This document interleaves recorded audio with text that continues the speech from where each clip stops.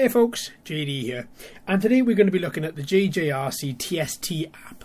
Now you use this app with a myriad of JJRC quadcopters. I mean, they've been around for years, as you can see here, including RC boats as well. You can use this app for, and you can just see, look at all these quads.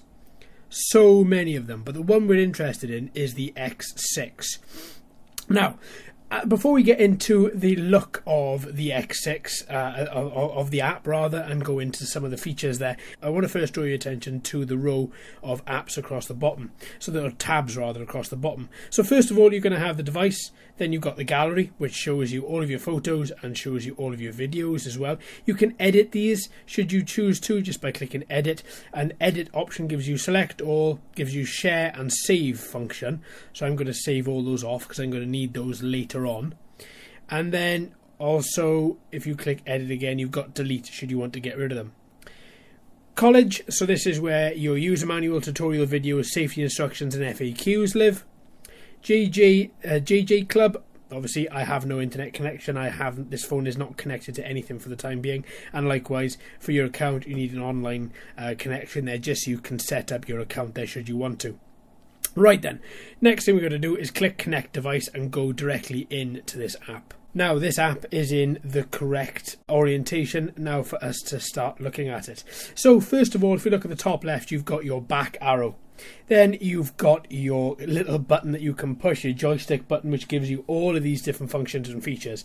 So these different functions and features allow you to control the quadcopter, not necessarily the X6, but control the quadcopters by JJRC using this particular layout.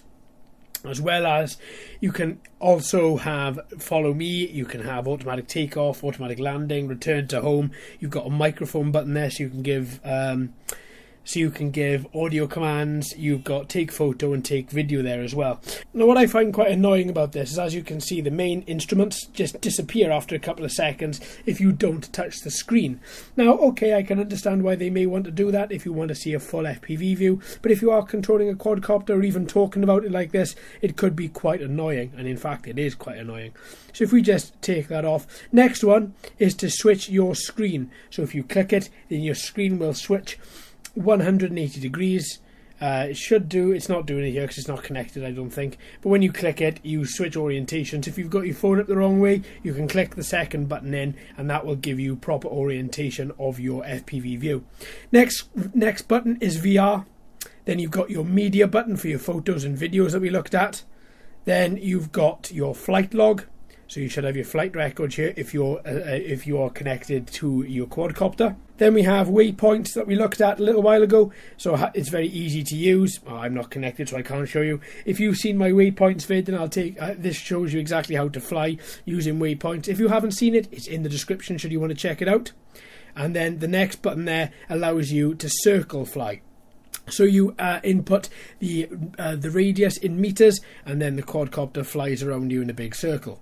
Now that's all for those particular buttons. Now we've got three icons on the right hand side. First of all, starting off with the satellite. That shows you how many satellites your GPS module has picked up on your quadcopter. Anything over 7 is considered safe to fly.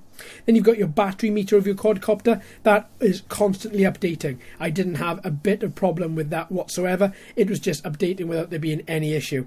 Then you've got the hamburger menu right at the far right. That then gives you flight parameter settings such as toggling beginner mode, and then likewise toggling night flight mode. If you do that, and if you take night flight mode off, then your LEDs also turn off as well, so be warned. And then your flight distance and your flight height.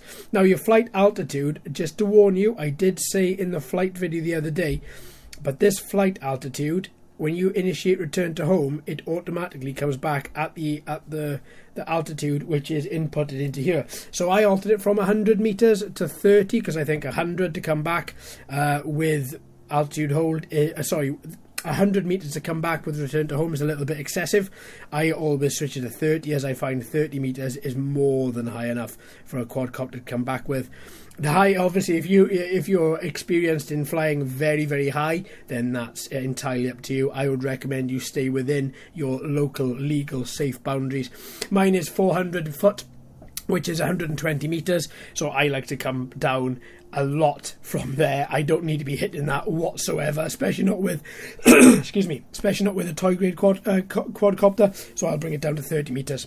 And then the flight distance, 313 is fine. I took this over 200 meters in the flight test video, and I didn't have a day's bit of trouble from it at all. So that is just a quick little look. Oh, I got a couple of other things on here as well to show you. Now, down the bottom left, down the bottom right, you have your distance, height, and your your speed as well. Very important to keep your eye on that. And also, you have your on the left hand side, you have your GPS, or you have your mode. So when you're in altitude hold mode, it says alt hold. When you're in GPS mode, it still says alt hold, which is a bit annoying. When you're returning to home, it says return. When you're calibrating, it says calibrating. You get the idea. It just basically tells you your status in the bottom left there. So that's the app.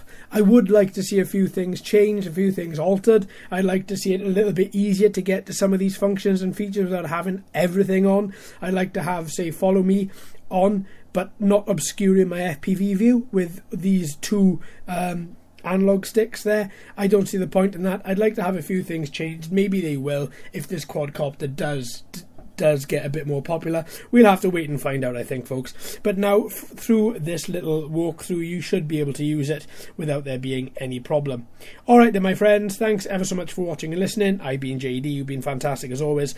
If you haven't already, please like and subscribe, and hit that bell too. Hello and welcome to all the new subscribers. I hope you're enjoying the channel. So until next time, my friends, happy flying.